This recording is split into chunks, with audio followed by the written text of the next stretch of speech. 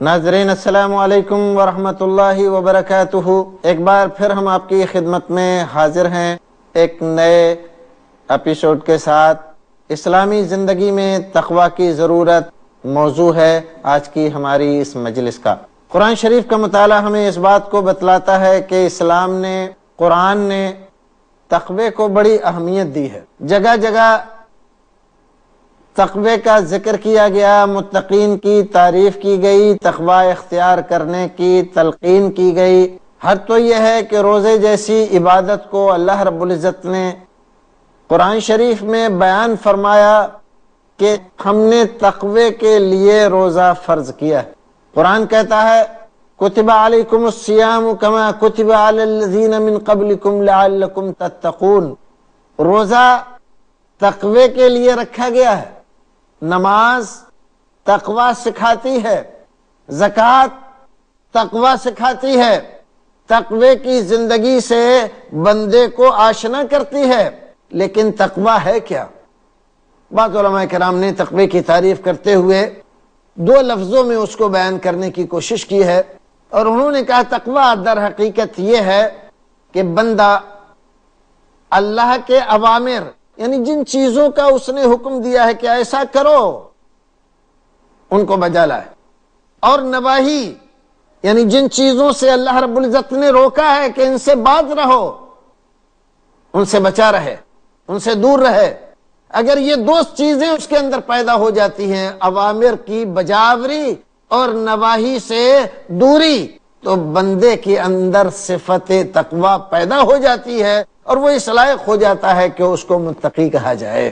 یہ دنیا جس میں ہم رہتے بستے ہیں، اس دنیا میں خواہشات، نفسانیات، لذائذ اور ایسی چیزیں موجود ہیں کہ بندے کے بھٹکنے کے لیے، راستے سے دور ہونے کے لیے، شیطان کا شکار بننے کے لیے بڑے مواقع موجود ہیں۔ اگر بندہ شیطان کے چنگل میں پڑ گیا تو تقوی کی زندگی کا تو ذکر ہی کیا، وہ ہمیشہ کے لیے اس کی زندگی تباہی سے دوچار ہو گئی۔ اور اگر ان تمام چیزوں سے بچ کر چلا تو اس کے لیے دنیا اور آخرت کامیابی کی ضامن بن گئی۔ ایک حدیث رسول اکرم صلی اللہ علیہ وسلم کی یاد آ رہی ہے۔ صحیح حدیث آپ نے فرمایا حفت الجنت بالمکارہ وحفت النار بالشہوات۔ اللہ رب العزت نے جنت بھی بنائی ہے اور جہنم بھی بنائی، لیکن جنت اور جہنم دونوں کا معاملہ بالکل الگ الگ ہے۔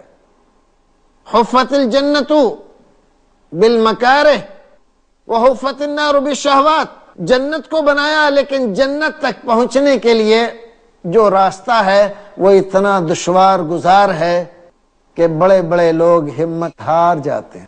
اس میں ناپسندیدہ چیزیں ہیں، خوف و دہشت ہے، نفس کے لیے بڑی آزمائش ہے، سردی، گرمی، جاڑا، برسات اور ان موسموں کی بہت ساری مصیبتیں اور پریشانیاں، ان تمام کو برداشت کرنا پڑتا ہے۔ بھوک، پیاس، مصیبت، پریشانی، ان تمام میں صبر و شکر کی زندگی گزارنا پڑتی ہے۔ راہ حق میں چلنے کے لیے اپنے آپ کو آمادہ کرنا پڑتا ہے، اور حق کے راستے میں چلتے ہوئے جو مصیبتیں آئیں ان پہ صبر کی زندگی اپنانی پڑتی ہے، تب جا کر بندہ جنت تک پہنچ پاتا۔ لیکن جہنم کا معاملہ اس سے بالکل الگ ہے۔ وحفت النار بالشہوات، خواہشات نفس۔ نفس چاہ رہا ہے عیش، آرام، شراب، کباب، شباب، ظلم، زیادتی، موج، مستی اور اسی قبیل کی بے شمار چیزیں۔ اگر ان کو بندہ حاصل کرتا رہے، اس کے لیے اپنی زندگی کو لگا دے، تو وہ کہاں جائے گا؟ یہ راستہ جس راستے پر وہ چل رہا ہے، یہ سیدھا راستہ جہنم کو جاتا ہے۔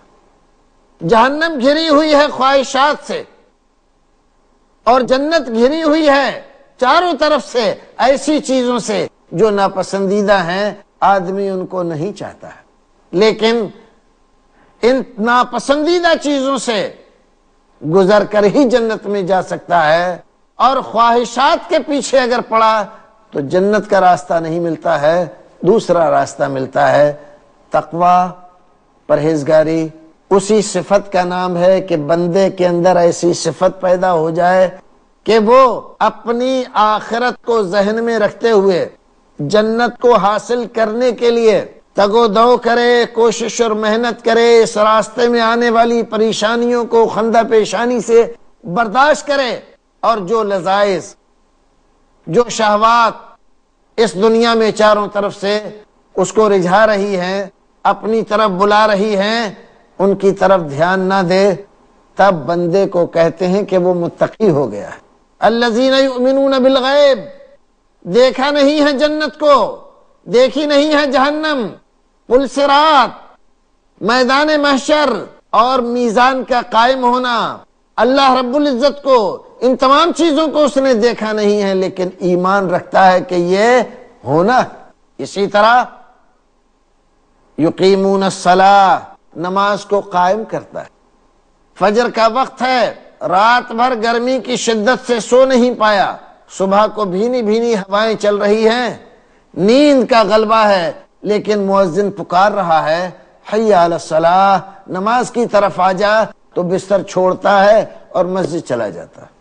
گرمی شدت کی پڑ رہی ہے اور مؤذن پکار رہا ہے حی علی الصلاۃ، نماز کی طرف آ جا۔ دوپہر کا وقت ہے، سارے لوگ سائے میں چین اور آرام سے بیٹھ کر دوپہر کی تپش کے گزر جانے کا انتظار کر رہے ہیں، اور اس کو بلاوا آ رہا ہے کہ مسجد آ جا۔ شدت کی گرمی میں بھی وہ وہاں جا رہا ہے۔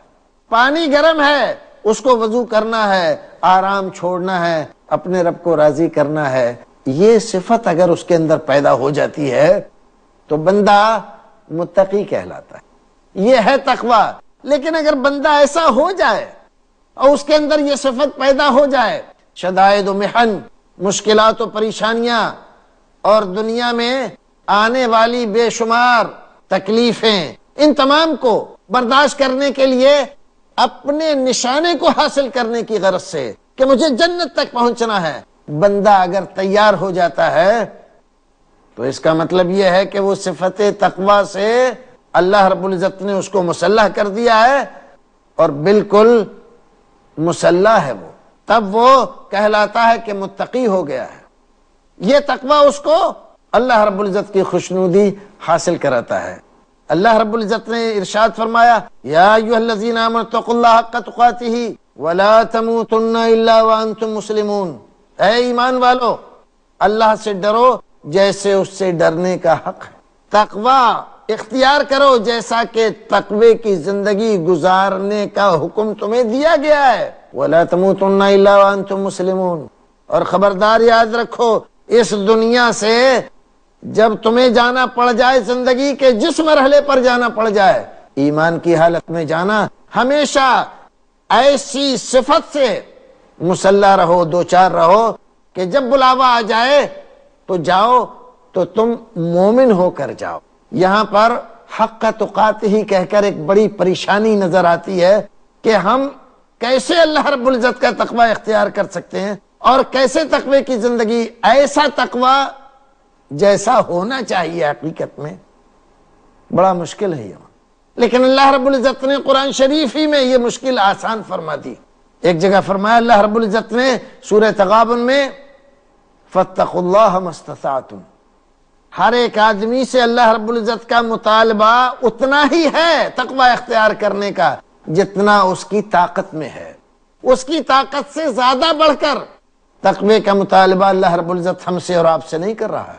اب یہاں ایک سوال پیدا ہوتا ہے کہ اگر ہم تقوی کی زندگی گزاریں تو ظاہر ہے کہ پریشانیاں بہت آئیں گی، روزی روٹی کا مسئلہ بھی پیدا ہوگا، معاشرے اور سماج سے دشمنی لینے کا بھی مسئلہ پیدا ہوگا، بہت ساری اڑچنیں آئیں گی۔ ان اڑچنوں سے، ان پریشانیوں سے کیسے نپٹا جائے گا؟ ایک انسان کیسے ان تمام کا مقابلہ کر سکتا ہے؟ اللہ رب العزت ہمیں فرما رہا ہے وَمَن يَتَّقِ اللَّهَ يَجْعَلْ لَهُ مَخْرَجًا وَيَرْزُقْهُ من حیث لا یحتسب۔ اللہ اکبر، دو باتیں اللہ رب العزت نے فرمائی۔ یہ سورہ طلاق کی آیت ہمیں دو خوشخبریاں سنا رہی ہے۔ جو آدمی تقوی کی زندگی اختیار کرتا ہے، اللہ رب العزت اس کو کہہ رہا ہے ہم جانتے ہیں تقوی اختیار کرو گے تو پریشانیاں آئیں گی، مصیبتیں آئیں گی، کبھی کبھی ایسا بھی لگے گا کہ میاں ایسی زندگی گزاریں گے تو کھانے پینے کا کام کیسے چلے گا، بچے بھوکے مر جائیں گے۔ اگر حرام نہیں کھائیں گے، رشوت نہیں لیں گے، بے ایمانی نہیں کریں گے، کم نہیں تولیں گے، فائدہ کہاں ہوگا، بچے کیسے پلیں گے؟ لیکن ہمیں تقوی کی زندگی گزارنا ہے، جب تولیں گے تو پورا تولیں گے، حرام نہیں کھائیں گے، حلال کھائیں گے، محنت کریں گے، مزدوری کریں گے، پریشانی اختیار کریں گے، لیکن حرام نہیں کھائیں گے، کسی کا پیسہ ناجائز نہیں لیں گے، رشوت خوری نہیں کریں گے۔ اللہ رب العزت فرما رہا ہے یجعل لہ مخرجا، ہر مصیبت اور پریشانی سے اللہ رب العزت تقوی کی برکت سے بندے کو نکال دیتا ہے، خوش اسلوبی کے ساتھ۔ لیکن ضروری ہے کہ ہم تقوی کو سمجھ کر تقوی کی زندگی گزاریں۔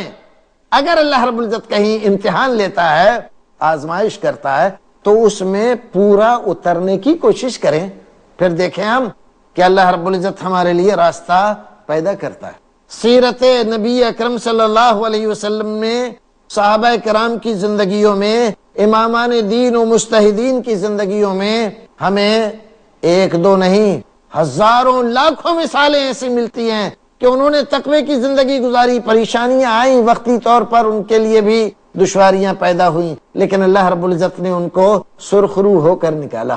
اللہ رب العزت ہم سے بھی وعدہ کر رہا ہے یجعل لہ مخرجا وَيَرْزُقْهُ مِنْ حَيْثُ لَا يَحْتَسِبْ، اور اللہ رب العزت ایسی جگہ سے روزی فراہم کرے گا جہاں ہمارا وہم و گمان بھی نہیں پہنچتا، جہاں سے ہمیں امید نہیں ہوتی کہ اللہ رب العزت یہاں سے روزی دے سکتا ہے، وہاں سے روزی آ جاتی ہے۔ اور اس طرح کے واقعات کہ اللہ رب العزت نے تقوی کی زندگی گزارنے والوں کو کیسے کیسے رزق فراہم کیا ہے، اگر بات چھیڑی جائے تو بہت لمبی جائے گی اور ہمارے پاس اتنا وقت نہیں۔ ایک دوسری آیت کریمہ اللہ رب العزت تقوی کی زندگی گزارنے والوں کے لیے بطور بشارت کیا کیا انعام دیتا ہے وہ فرماتا ہے ان تتقوا اللہ یجعل لکم فرقانا ویکفر عنکم سیئاتکم ویغفر لکم واللہ ذو الفضل العظیم۔ سورہ انفال کی آیت ہے، تین چیزیں بیان فرمائی۔ اگر تم تقوی کی زندگی گزارو گے، یعنی اللہ رب العزت نے جن چیزوں کا حکم دیا ہے ان کو مانو گے، ان پر چلو گے، جن چیزوں سے روکا ہے ان سے بچو گے، تب اللہ رب العزت تین چیزیں فرما رہا ہے، تین چیزیں اللہ رب العزت کرے گا۔ یجعل لکم فرقانا، تمہارے لیے فرقان معمولی چیز نہیں ہے، فرقان صرف حق و باطل میں تمیز کرنے کی صفت ہی عطا نہیں کرے گا، بلکہ اللہ رب العزت تمہارے لیے ایک زبردست برہان، ایک زبردست دلیل فراہم کرے گا، اپنے نیک بندوں میں آپ کو شمار کرے گا، دنیا کی کوئی طاقت آپ کو ناکامی سے دوچار نہیں کر سکے گی۔ یجعل لکم فرقانا ویکفر عنکم سیئاتکم، اور تمہارے گناہوں کو اللہ رب العزت معاف فرما دے گا۔ انسانی زندگی میں نہ چاہتے ہوئے، بے خیالی میں بہت سارے گناہ ہوتے رہتے ہیں، بندہ نہیں جانتا، اس کی نظروں سے اوجھل رہتا ہے، اس کو خیال بھی نہیں ہوتا، لیکن اللہ رب العزت تقوی کی زندگی گزارنے والے کو کبھی گنہگار نہیں ہونے دیتا۔ اگر کوئی گناہ اس کی ذات سے ملوث ہوتا ہے، پروردگار اس کو اپنے فضل و کرم سے معاف فرما کے اس کو گناہوں سے پاک صاف کر دیتا ہے۔ یکفر عنکم سیئاتکم، تمہارے گناہوں کو پروردگار ختم کر دے گا، معاف فرما دے گا، اور ویغفر لکم، تمہاری بخشش کر دے گا۔ اور ایک بندے کو کیا چاہیے، ایک مسلمان کو کیا چاہیے، ایک ایمان والے کو کیا چاہیے؟ اگر اللہ رب العزت کے دربار سے بخشش کا پروانہ اسے مل جائے، یہی تو اس کی مراد، یہی تو اس کا مقصود ہے، یہی تو اس کی غرض ہے۔ وہ جی کس لیے رہا ہے کہ اللہ رب العزت اس کو پروانہ تھما دے کہ ہم نے تجھے بخش دیا۔ اگر یہ چیز اللہ رب العزت کے یہاں سے اسے مل جائے تو سمجھو اس کی زندگی سفل ہو گئی، کامیاب ہو گیا وہ بندہ۔ تو یہ کامیابی کہاں سے ملی؟ تقوی سے۔ تقوی نے ہمیں یہ زندگی، اللہ رب العزت کی طرف سے یہ پروانہ، گناہوں سے آزادی اور ہماری زندگی گزارنے کے لیے وسائل پروردگار نے تقوی کی وجہ سے فراہم کر دیا۔ واللہ ذو الفضل العظیم، یہ جملہ کہہ کر پروردگار عالم نے ایک ایسی بات فرمائی کہ تقوی کی زندگی گزارنے والوں کے لیے زندگی کے کسی موڑ پر کسی بھی پریشانی سے دوچار ہوں وہ اللہ کے فضل و کرم سے نا امید نہیں ہونا چاہیے، کیونکہ بڑے فضل عظیم کا مالک ہے وہ، اور سارے فضل، ساری عنایتیں نوازشیں اس کی اپنی ہیں، کسی کی لی ہوئی نہیں ہے، اور اسی کے پاس ہیں، وہی مالک و مختار ہے، آپ کو کبھی پریشان نہیں ہونے دے گا۔ حضرت ابن مسعود رضی اللہ تعالیٰ عنہ بیان فرماتے ہیں ہمارے نبی زندگی کس انداز سے گزاری۔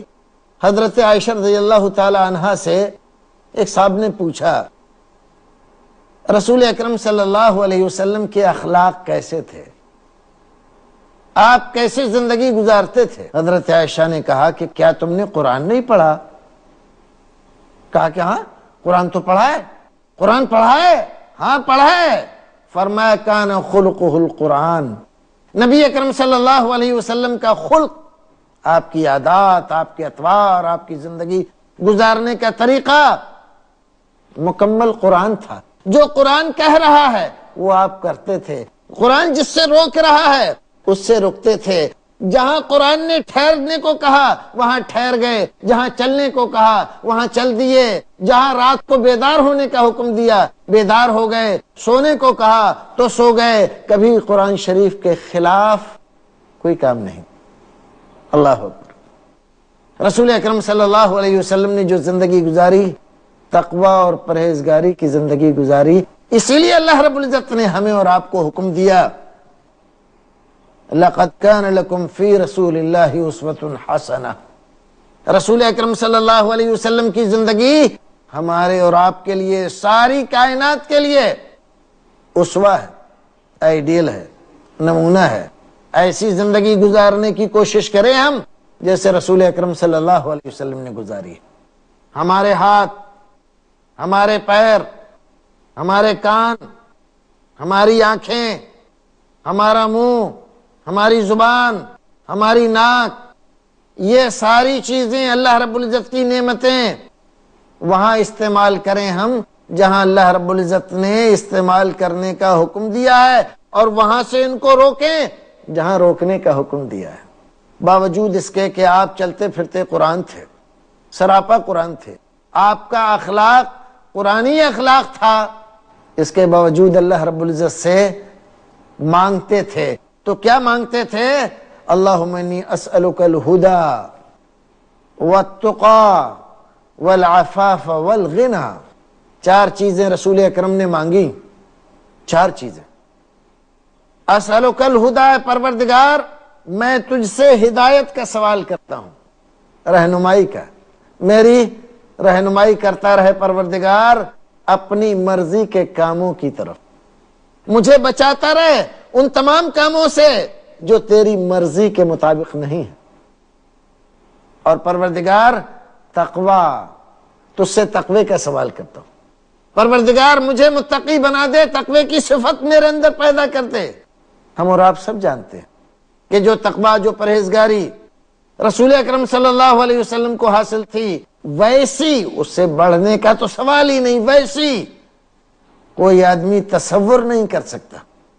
اس درجے کو پہنچ جائے تقوی و طہارت و پرہیزگاری میں، لیکن اس کے باوجود آپ اللہ رب العزت سے مانگتے ہیں کہ پروردگار صفت تقوی عطا فرما دے، عفاف اور غنا، پروردگار عفت کی زندگی گزارنے کی توفیق عطا فرما، اور پروردگار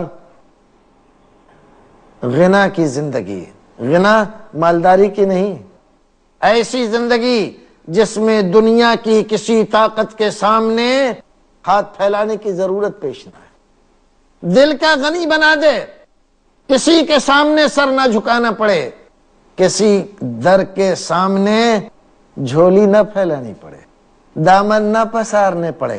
پروردگار اپنے دربار سے وابستہ رکھ۔ اور تقوی میں سب سے بڑی بات یہی ہوتی ہے کہ بندے کی نظر ہمیشہ ہر وقت اللہ رب العزت کی طرف رہتی ہے، اس کے اوامر کی طرف رہتی ہے، اس کے نواہی کی طرف رہتی ہے۔ بندہ زندگی گزارتا ہے چاق چوبند، بندہ زندگی گزارتا ہے ایسی جس میں ہوش و حواس ہے، وہ بے ہوش نہیں ہے، وہ زندگی کی رنگینیوں سے اتنا بدحواس نہیں ہو گیا ہے کہ اسے اچھے اور برے میں تمیز نہیں رہی ہے۔ نہیں، ایسا نہیں، بلکہ وہ اچھے اور برے میں تمیز خوب بہتر طریقے سے جانتا ہے، سمجھتا ہے، اور اسی کے مطابق زندگی گزارتا ہے، اور اس تقوی کی زندگی کو اپنے لیے کامیابی کا ضامن مانتا ہے، سمجھتا ہے، اور اسی میں وہ سمجھتا ہے کہ میری دنیا اور میری آخرت کی کامیابی ہے۔ ہمیں اور آپ کو بھی چاہیے کہ ہم تقوی کی زندگی گزارنے کی کوشش کریں، تقوی کے معنی کو، اس کے مفہوم کو سمجھیں، اور جو متقی لوگ گزرے ہیں ان کی زندگیوں کو پڑھیں تاکہ ہمارے اندر تقوی کی صفت پیدا ہو جائے۔ پروردگار ہمیں اور آپ کو نیک عمل کرنے کی توفیق عطا فرمائے، تقوی کی زندگی گزارنے کی توفیق بخشے، اور پروردگار جب تک دنیا میں رکھے متقی بنا کر رکھے۔ ناظرین، انشاءاللہ اگلے ایپیسوڈ میں ہم آپ کو پھر ملیں گے، تب تک کے لیے السلام علیکم ورحمۃ اللہ